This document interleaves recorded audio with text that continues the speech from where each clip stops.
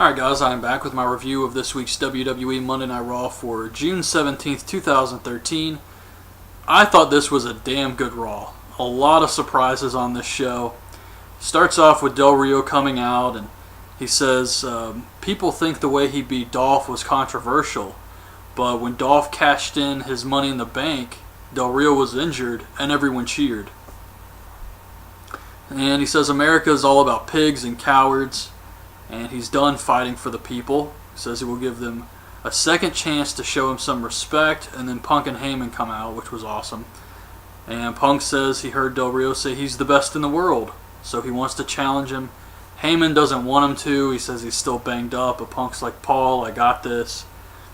And Del Rio says, I don't think you really want to do this. And then Vicky and Maddox come out. And Vicky says it's not up to Del Rio. So she makes Punk versus Del Rio the main event.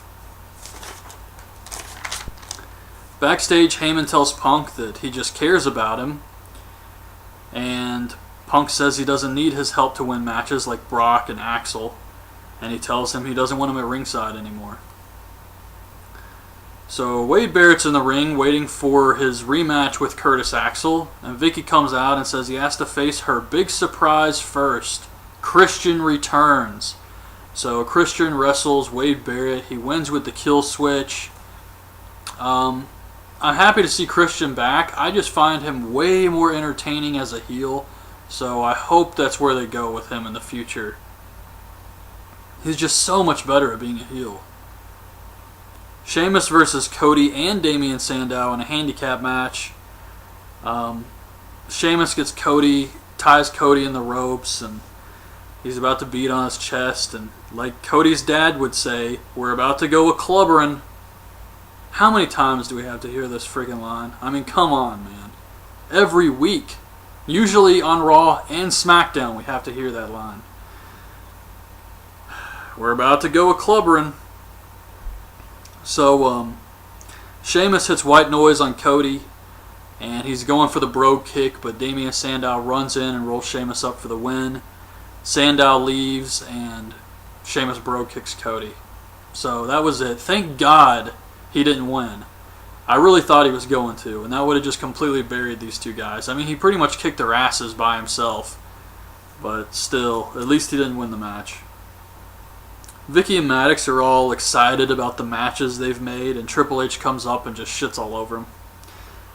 He tells her that she needs to make an example of the Shield tonight, and then says, by the way, great job putting 3MB on the show tonight. Like that. Isn't that ironic?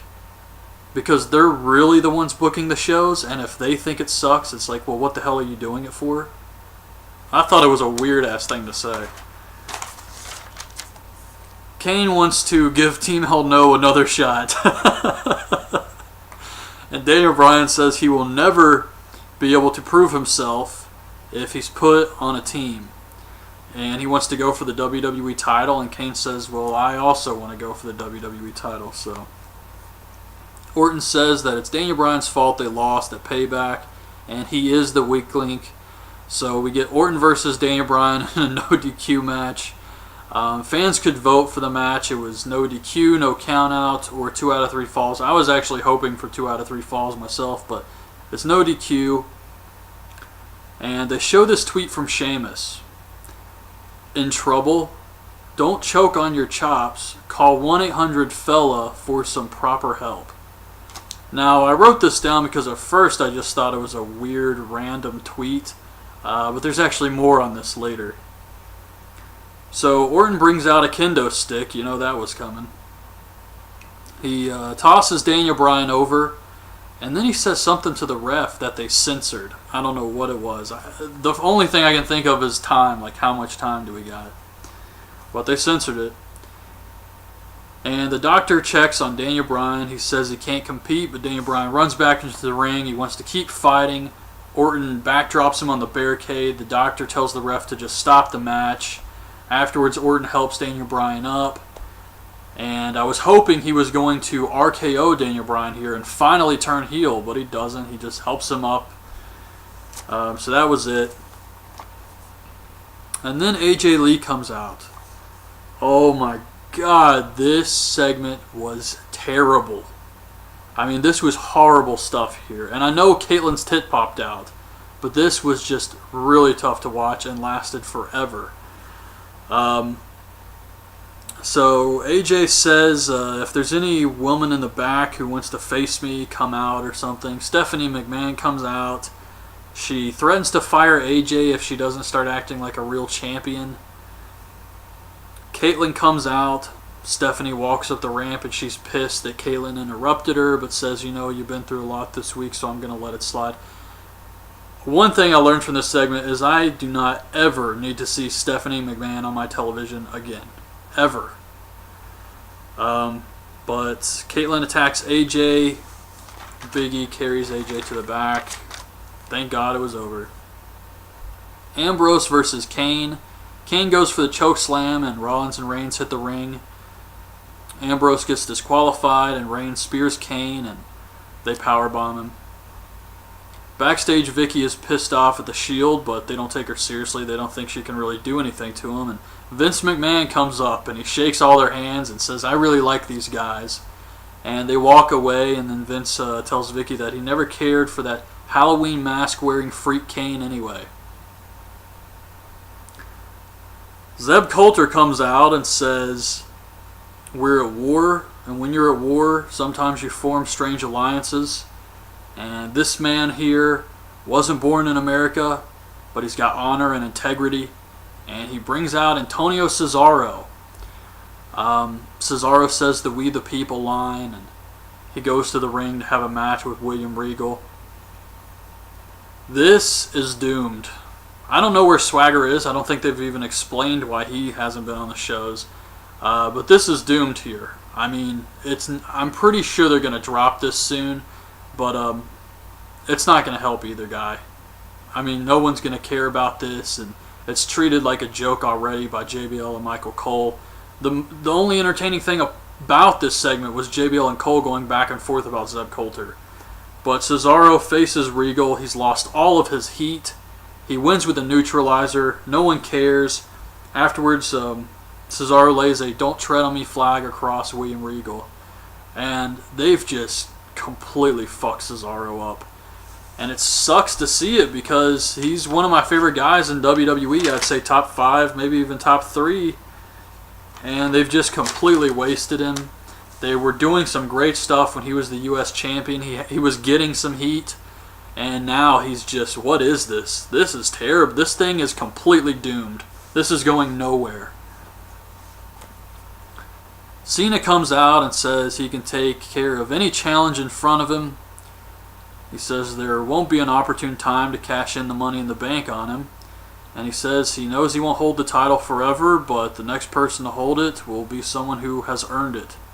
And Mark Henry comes out, and they've been talking about how he's said a few things on Twitter about how he may retire tonight. And he comes out in a suit, and he leaves his wrestling boots on the ramp, and he gets in the ring, and he puts over Cena and says he's here to retire, basically. He's crying and everything, and he tells his family he's coming home, and Cena gets in the ring with him and holds up the title with Mark Henry. And then Mark Henry hits the world's strongest slam on Cena and dusts off his jacket and walks up the ramp. This was awesome. I did not see this coming at all. At first I thought they may do something like this because Mark Henry said the line, "I've had a lot of success, but not as much as John." And I was like, okay, maybe he's going to do something here. And then the fans chant one more match, and I was thinking maybe he's going to do one more match and say, hey, Cena, just give me a shot at the title, and they'd be done with it. But the way he was crying and everything and then bringing up his family, I really did think he was retiring tonight. So when he had that slam, I was like, damn, that was badass. I stood up for that. But backstage, Henry says he fooled everyone, and the WWE title is the only one he hasn't held. So he's going to make a challenge to Cena right now. And the reason he has 2 boots is because he's going to leave one of them in Cena's rear end. Heath Slater versus Jericho. Jericho wins with the code breaker. Afterwards, he hits a code breaker on Jinder and McIntyre. Backstage, Stryker asks Heyman about Punk, but he only wants to talk about Axel. They show a video of Sheamus bro kicking a guy who's choking in a restaurant because his girlfriend called 1-800-FELLA. I don't know what the hell this is, what the purpose is, if it's supposed to be funny. I don't know, but it's this whole 1-800-FELLA thing. I assume they're going to do some more skits like this, but yeah, I don't get it. That's not even enough numbers to make a call. Curtis Axel versus Sin Cara. Miz is on commentary. Axel wins with a DDT. Vince tells Vicky that she's doing a great job. Stephanie comes up complaining and says that the show's out of control. Triple H comes up and says he told her to take care of the Shield and she didn't. She needs to start listening to him.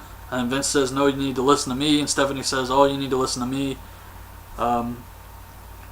That was it. And before the camera cuts away, you can hear Vince say something.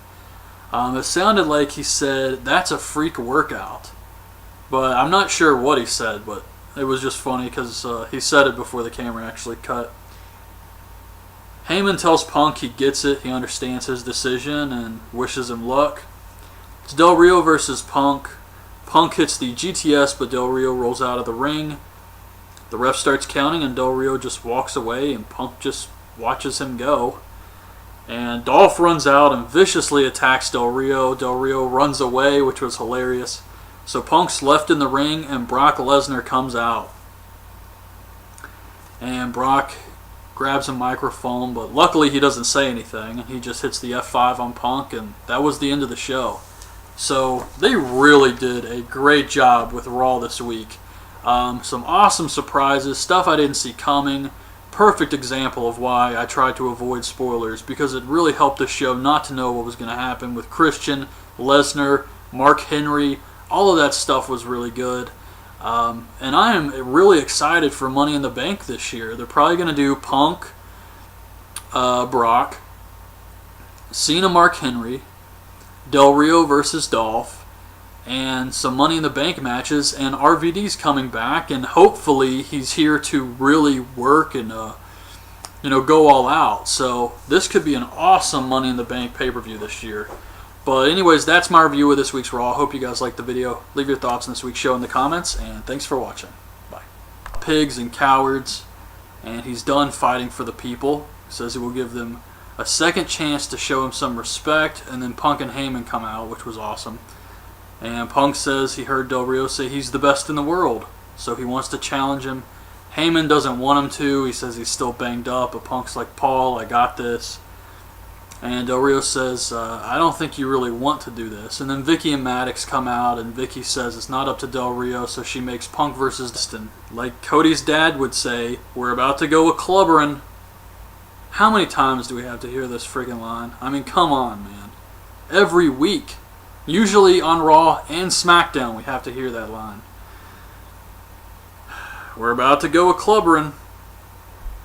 So, Sheamus hits white noise on Cody, and he's going for the bro kick, but Damian Sandow runs in and rolls Sheamus up. Alright guys, I am back with my review of this week's WWE Monday Night Raw for June 17th, 2013. I thought this was a damn good Raw. A lot of surprises on this show.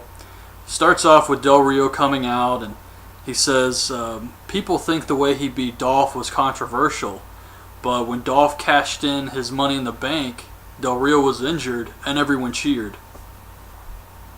And he says America is all about Christian wrestles Wade Barrett. He wins with the kill switch. I'm happy to see Christian back. I just find him way more entertaining as a heel, so I hope that's where they go with him in the future. He's just so much better at being a heel. Sheamus versus Cody and Damian Sandow in a handicap match. Sheamus gets Cody, ties Cody in the ropes, and he's about to beat on his chest. Del Rio the main event. Backstage, Heyman tells Punk that he just cares about him, and Punk says he doesn't need his help to win matches like Brock and Axel, and he tells him he doesn't want him at ringside anymore. So Wade Barrett's in the ring waiting for his rematch with Curtis Axel, and Vicky comes out and says he has to face her big surprise first, Christian returns. So